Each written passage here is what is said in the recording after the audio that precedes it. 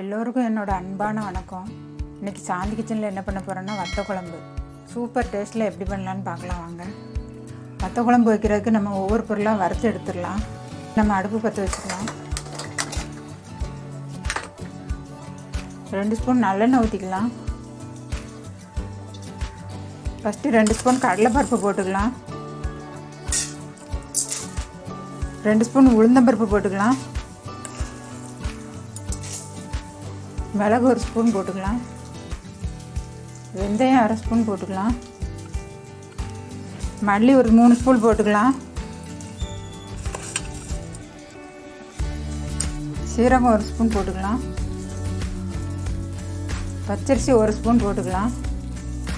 பச்சரிசியும் போடலாம், புழுங்கல் அரிசியும் போட்டுக்கலாம், எந்த அரிசினாலும் போட்டுக்கலாம். கொஞ்சமாக கருவேப்பிலை போட்டுக்கலாம்.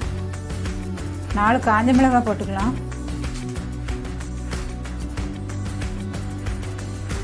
கொஞ்சமாக தேங்காய் 2 ஸ்பூன் தேங்காய் பொடிசாக கட் பண்ணி வச்சுருக்கேன், அதை போட்டுக்கலாம்.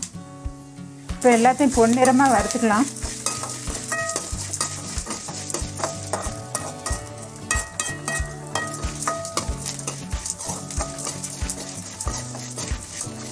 அவ்வளோதாங்க, எல்லா பொருளையும் பொன்னிறமாக வறுத்தாச்சு. இப்போ நம்ம இதை வேற ஒரு பாத்திரத்தில் மாற்றி ஆற வச்சுக்கலாம்.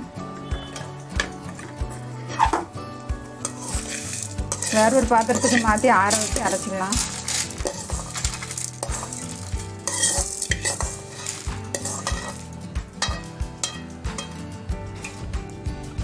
நம்ம வறுத்த பொருளை பூரா வேற ஒரு பாத்திரத்தில் மாற்றியாச்சு. இதை ஆறினோடனே அரைச்சிக்கலாம்.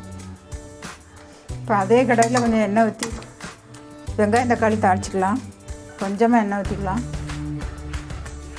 அப்புறம் ஒரு சின்ன வெங்காயம் ஒரு 10-15 போட்டுக்கலாம். 10-15 பூண்டு போட்டுக்கலாம். வெங்காயம் பூண்டும் நல்லா வதக்கிக்கலாம். லேசாக வதங்கின உடனே 2 தக்காளி கட் பண்ணி வச்சுருக்கேன், அதை போட்டுக்கலாம்.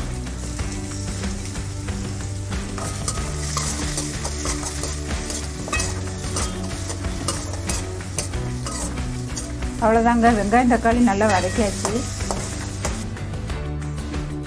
வெங்காயம் தக்காளி வதக்குனது அப்புறம் நம்ம வறுத்த பொருள் எல்லாத்தையும் நம்ம ஒன்றா ஆற வச்சு நம்ம மிக்சியில் போட்டு அரைச்சிக்கலாம். ஐயா எல்லாத்தையும் நம்ம இப்போ வெங்காயம் தக்காளியும் இதிலே போட்டுக்கலாம். இப்போ நம்ம அதை நைஸாக அரைச்சிட்டு வந்துடலாம். வறுத்த பொருள் வதக்குனது எல்லாத்தையும் நம்ம ஒன்றா போட்டு நைஸாக அரைச்சிட்டு வந்தாச்சு. இப்போ நம்ம வத்த குழம்பு வச்சிடலாம். இப்போ நம்ம வத்த குழம்பு வைக்கிறதுக்கு அடுப்பை பற்ற வச்சுக்கலாம். கொஞ்சம் நல்லெண்ணெய் ஊற்றிக்கலாம். ஒரு 50 ml நல்லெண்ணெய் ஊற்றிருக்கேன். எண்ணெய் காஞ்ச உடனே ஒரு 10 பல் பூண்டு போட்டுக்கலாம். ஒரு 10 சின்ன வெங்காயம் போட்டுக்கலாம்.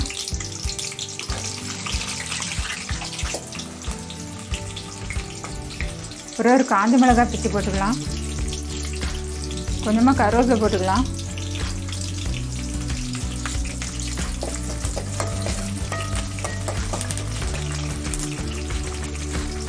ஒரு பெரிய நெல்லிக்காய் அளவு புளி கரைச்சி வச்சுருக்கேன், அந்த புளி தண்ணியை ஊற்றிக்கலாம்.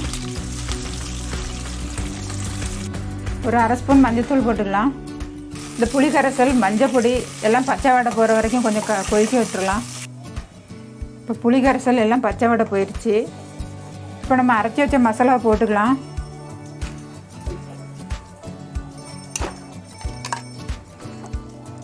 இப்போ நம்ம கொஞ்சம் ஜாரில் கொஞ்சம் தண்ணி ஊற்றி அதை ஊற்றிக்கலாம்.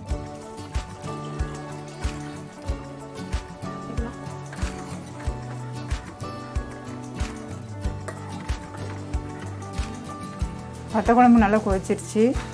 நம்ம தேவையான அளவு உப்பு போட்டுக்கலாம்.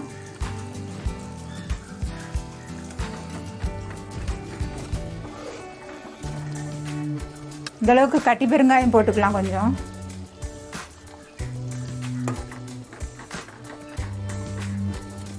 குழம்பு நல்லா கொதிச்சிருச்சு. நம்ம இந்த அளவுக்கு வெல்லம் போட்டுக்கலாம். வெல்லம் போட்டால் தான் நல்லா புளிப்பு உரப்பு காரம் எல்லாம் எடுத்து கொடுக்கும், டேஸ்ட்டாக இருக்கும். இப்போ நம்ம கடாயில் கொஞ்சம் எண்ணெய் ஊற்றி சுண்டகத்தில் வறுத்துக்கலாம். கொஞ்சமாக நல்லெண்ணெய் ஊற்றிக்கலாம். எண்ணெய் காஞ்சிருச்சு, நம்ம சுண்டகத்தில் போட்டு வறுத்துக்கலாம். பொன்னிறமாக வர்ற வரைக்கும் வறுத்துக்கலாம். நல்லா பொன்னிறமாக வர்ற வரைக்கும் வறுத்துக்கலாம். நீங்கள் இந்த சுண்டை வத்தலுக்கு பதிலாக மணத்தக்காளி வத்தல், அப்புறம் வெண்டைக்காய் வத்தல், கத்திரிக்காய் வத்தல், எந்த வத்தல்னாலும் போட்டுக்கலாம். நான் இப்போ சுண்டை வத்தல் போட்டிருக்கேன். அவ்வளோதான், அந்தளவுக்கு வறுத்தா போதும். இப்போ நம்ம வறுத்தாச்சு. இப்போ நம்ம இந்த வத்த குழம்புல போட்டுக்கலாம்.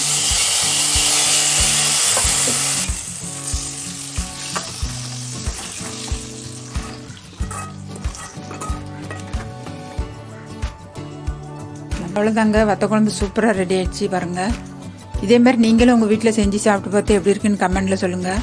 இந்த வீடியோ பிடிச்சிருந்தா லைக் பண்ணுங்கள், ஷேர் பண்ணுங்கள், சப்ஸ்கிரைப் பண்ணுங்கள். கூடவே பெல் பட்டனையும் கிளிக் பண்ணிடுங்க.